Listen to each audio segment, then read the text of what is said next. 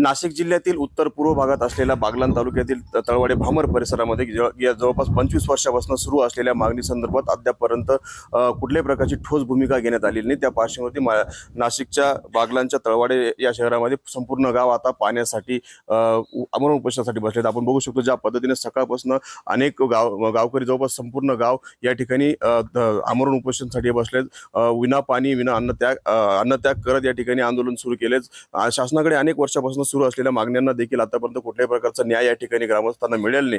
त्या पार्श्वभूमीवरती ज्या पद्धतीने पाण्याचा प्रश्न अतिशय गंभीर दिवसेंदिवस होत चाललाय आणि पाण्याचा अतिशय आवर्षण प्रवण क्षेत्र असल्यामुळे पाण्याचा देखील गंभीर प्रश्न या ठिकाणी दरवर्षी या ठिकाणी उत्पन्न होतो। पाण्याच्या प्रश्नासाठी वारंवार तक्रारी करून मागण्या करून अन्य लोकांना देखील गावकऱ्यांना जवळपास इथून 15 ते 20 गावांचा प्रश्न हारणबारी धरणापासून आतापर्यंत मिटलेला नाही। त्या पार्श्वभूमीवरती आंदोलनांना कुठल्याही प्रकारचे आंदोलन करून देखील शासनामार्फत कारवाई केली जात नाही आणि आता गावकऱ्यांनी आणि इथल्या परिसरातील नागरिकांनी आंदोलनाचं हत्यार या ठिकाणी उपसलेत। आपण आंदोलकांशी बोलूयात, नेमकी काय भूमिका आहे, नेमकं का आंदोलन सुरू आहे तुमचं? सर, हा जो पाठ आहे हा कागद टाकून महाराष्ट्रात एकच हा पाठ दिसतोय। आज कुठंच नाही असा महाराष्ट्रात आमचा कागदी पाठ करून टाकलाय यांनी शासनाने। या शासनाने आम्हाला न्याय द्यावा आणि तात्काळ जो पद आम्हाला न्याय मिळत नाही तो पद आम्ही उपोषण सोडणार। नक्कीच गावकऱ्यांनी सुरू केलेल्या आंदोलनाला कुठेतरी शासन सहारा देईल, मागण्या मान्य करेल अशी अपेक्षा गावकऱ्यांची आहे। आणि नेमकं काय एकंदरीत ही घटना आहे, नेमकं काय प्रकार आहे आणि किती दिवसापासून तुमची मागणी सुरू आहे?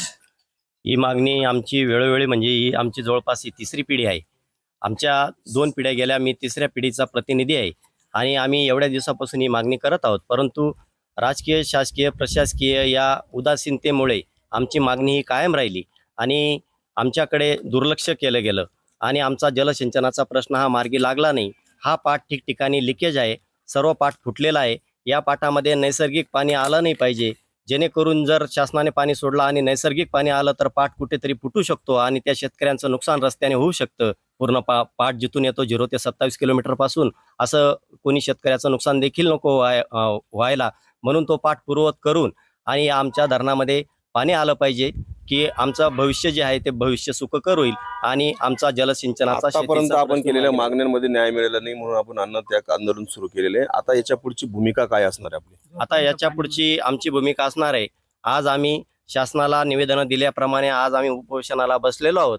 आज आमचा संपूर्ण गाव या उपोषणासाठी बसलेला आहे आणि जोपर्यंत आमच्या ज्या मागण्या आहेत त्या मागण्या मंजूर होत नाही तोपर्यंत आम्ही या उपोषणापासून सुटका करून घेणार नाही। शासनाने या गोष्टीची दखल घ्यावी, आम्हाला कागदी घोडे कोणी मिरवू नये, ठोस असं काम दाखवावं आणि जोपर्यंत आमच्या या धरणात पाणी पडत नाही आणि त्याच पाण्याचा गल्लास भरून आमच्या उपोषणकर्त्यांना पाणी दिलं जात नाही तोपर्यंत उपोषण आमचं सुटणार नाही।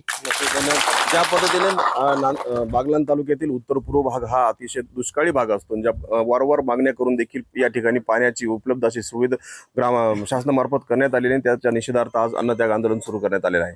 मनोहर शेवाळे, TVN मराठी, बागलाण।